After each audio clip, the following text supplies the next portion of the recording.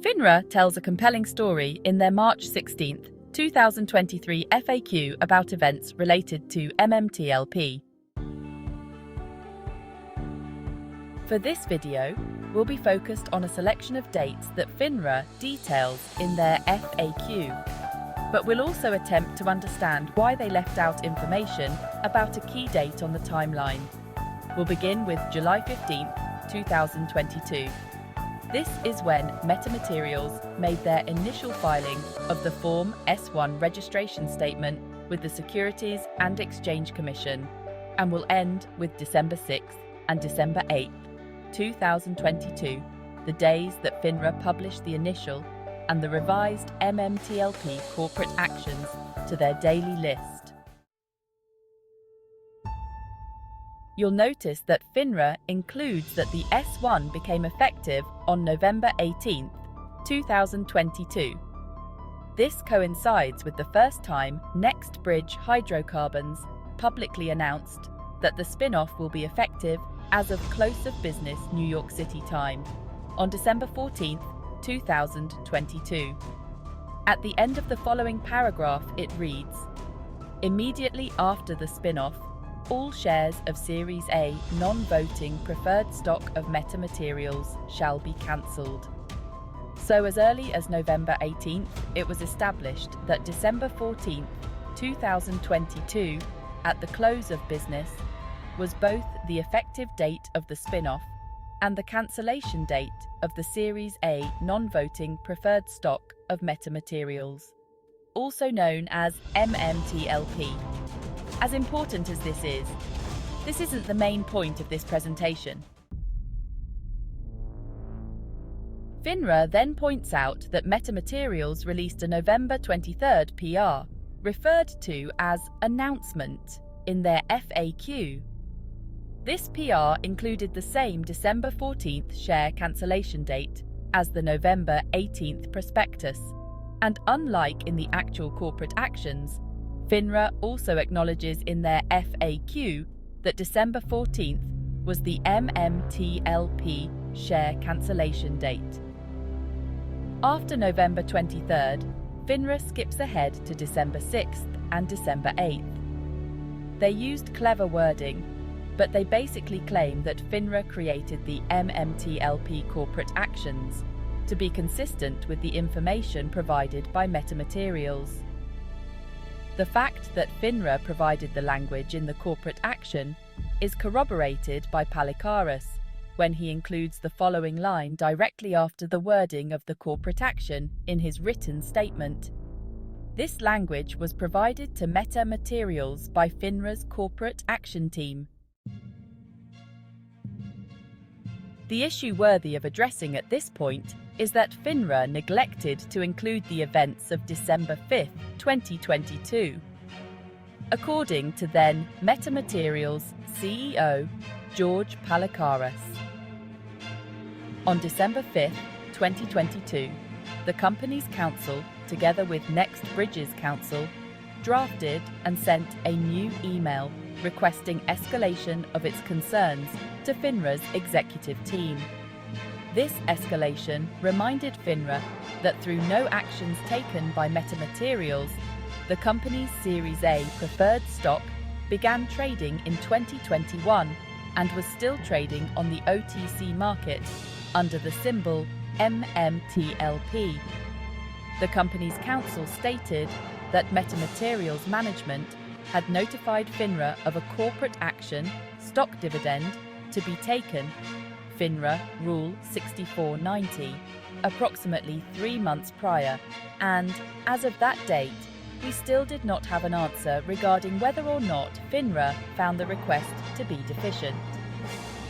Counsel also noted to Finra it had become extremely difficult for Metamaterials to make plans and, more importantly, could and may be causing confusion in the OTC market of MMTLP to the detriment of Meta's investors. Counsel further noted to Finra that NextBridge Hydrocarbons and Metamaterials would need to stand on their own, and both companies had responsibilities to their respective shareholders.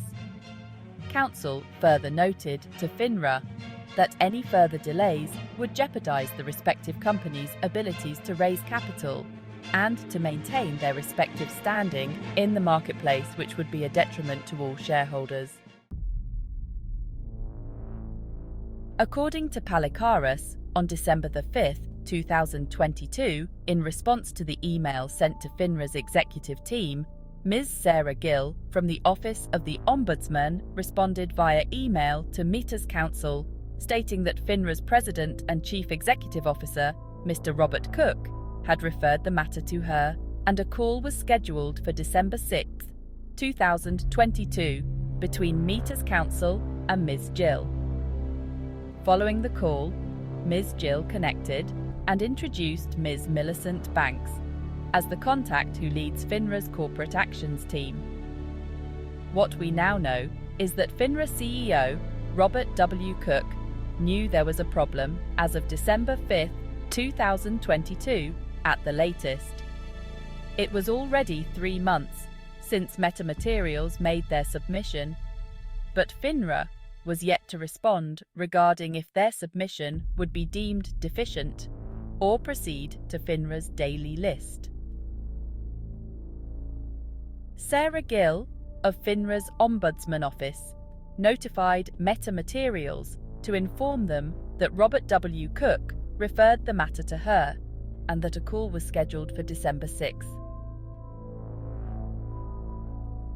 So while this December 5th email conversation from Metamaterials to Finra's executive team, including Robert W. Cook, and then from Finra's Ombudsman Office back to Metamaterials was taking place, there was also an email conversation taking place between Finra's Sam Draddy and his fraud team, with at least 3 redacted contacts at the SEC. Now, when you read the line, looks like this MMTLP matter has now hit my fraud team's radar screen, and seemingly a lot of other radar screens as well. It's easier now to infer that Draddy is likely referring to Robert W. Cook and the other executives at Finra. Originally, we knew that Robert W. Cook would have at least been in the loop by December 11th, when he sent an email regarding keeping employees home. But this new information from Palikaras shows that Cook was in the loop before the initial MMTLP corporate action. What makes this especially interesting is that it would be difficult to imagine that Cook and the other executives at Finra weren't also in the loop regarding Draddy's blue sheet investigation of both of the tickers. Yet, the following day, on December 6th, it sounds like Finra asked Metamaterials to submit one final item, and then Finra proceeded to post the corporate action that they created on December 6th. When we saw the post from Palikaras that read, "Thank you Finra," in all caps, given the context, it doesn't appear that he was genuinely thanking them. It's more like he was saying, "Finally." What we also learned from the added context is that Finra was aware that both Metamaterials and NextBridge Hydrocarbons were concerned about the financial standing of their respective companies as well as their shareholders. This could be why Finra gave Metamaterials the ultimatum of accepting the language that Finra created for the corporate action. Finra appears to have significantly exceeded its role in the creation of the MMTLP corporate actions. Their mandate is to facilitate the orderly trading and settlement of OTC securities. However, unilaterally modifying the issuer's corporate action submission is a clear overstep. Finra's justification for the U3 halt is questionable at best. While protecting investors is a core principle, the claim that investors were unaware of the exchange and pending share cancellation is contradicted by the fact that the corporate action, despite its flaws, did provide information regarding the exchange and the importance of having settled positions by December 12. Moreover, the timing of the U3 halt, less than a day after Finra made significant changes to the corporate action without input or approval from the issuer, raises serious concerns about Finra's motives. If it's true that members of the Finra UPC committee represented firms with short positions in MMTLP, the fact that they initiated the U3 halt would constitute a severe breach of fiduciary duty and a blatant conflict of interest. Such actions would undermine the integrity of the market and erode public trust in Finra. The idea that the U3 halt prevented forced liquidations of short positions, benefiting those with short positions at the expense of other market participants, is a grave accusation. If substantiated, it would be a clear abuse of power. The actions of Finra have created a complex and harmful situation. The inability to complete the one-for-one exchange has significant implications for both the issuer and its shareholders, including the inability to identify shareholders, which is a serious corporate governance issue. Additionally, the brokerages that found themselves holding short positions in a non-tradable security are in a precarious position. This situation highlights the systemic risks that can arise from regulatory overreach and potential conflicts of interest. Finra appears to have acted inappropriately and potentially in bad faith. A thorough investigation into Finra's actions, including the role of the UPC committee members, is warranted.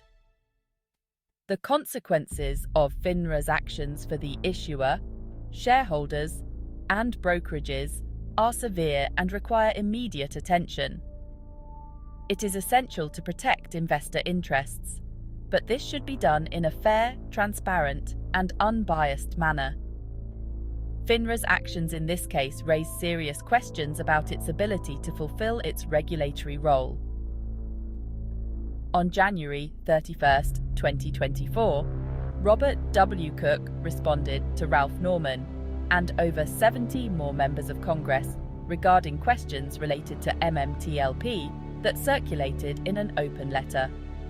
Would you believe that in Cook's 32-page response, he never mentions the events that took place on December 5, 2022?